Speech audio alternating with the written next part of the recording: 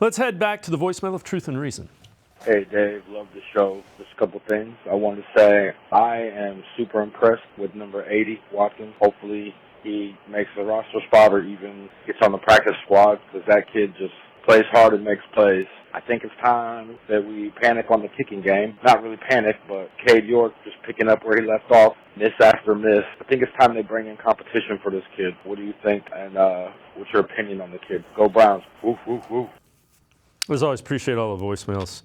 Scott, Cade York that's got to be keeping Kevin Stefanski scratching his head. I guess you got to bring. I guess I'm at the point where you got to bring in some competition. What are your thoughts? Yeah, I'm torn, Dave. I guess I'm not there yet, and the reason is he's gonna need to miss more kicks before they give up on him. And I don't think having, pick a guy, right? Mason Crosby or Robbie Gould, whoever's out there. If they come in and make a bunch of kicks in training camp, are they going to give them the job? Like, I just don't think it would be a real competition. I think York is going to have to kick himself off of this roster, and it doesn't matter if there's another guy next to him in practice. I mean, they spent a fourth-round pick on him a year ago. If you do that, you would think the guy would have a pretty long leash. And I know he missed 10 kicks last year, 8 field goals and 2 extra points. So maybe that used up a lot of that leash, but I think there's still some there. I'm sure they're working on contingency plans. I'm sure they're thinking about how to handle this. They're monitoring how York's doing from a mental standpoint, right? Is he getting bogged down? Is he getting down on himself for missing these kicks? Or is he just motivated to get better, which strikes me as his personality. But I'm just not sure having a guy next to him kicking is going to do any good.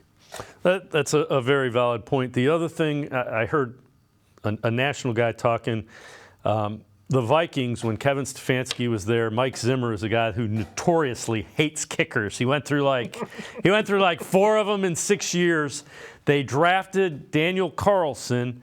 He lasted like 6 games. They cut him, and Carlson has gone on to be a pretty productive kicker in the NFL. So that might also be kind of in Kevin Stefanski's mind. Just be patient.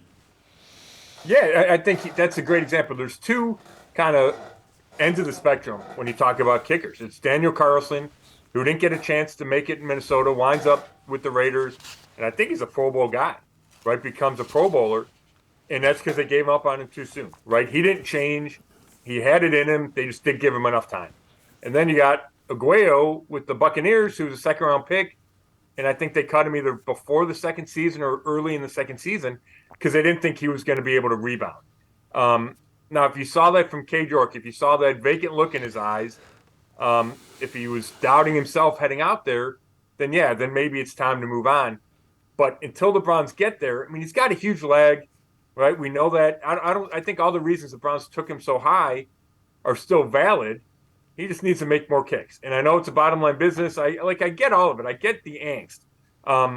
I just think it's still too soon to give up on it. Yeah, I think they think that. Yeah, I can certainly understand that, but every because of the expectations for the season, every missed kick has me going, oh, come on. I'm pulling for you, kid. Come on, put them through the uprights. Right. I mean, I completely get that, and it builds on itself, right? I mean, even if he made the next 8 kicks, then he'd miss one, and people go, oh, my gosh, he's back to being who he was. So, that's a tough narrative to change, until you're, like I said, Phil Dawson or Robbie Gould or Justin Tucker, where you built up a bunch of collateral. It's a tough position, and to start out, I mean, he made that big kick against Carolina in the opener, but then to miss the kicks as a rookie, you could kind of feel the conversation, at least from a fan perspective, switch.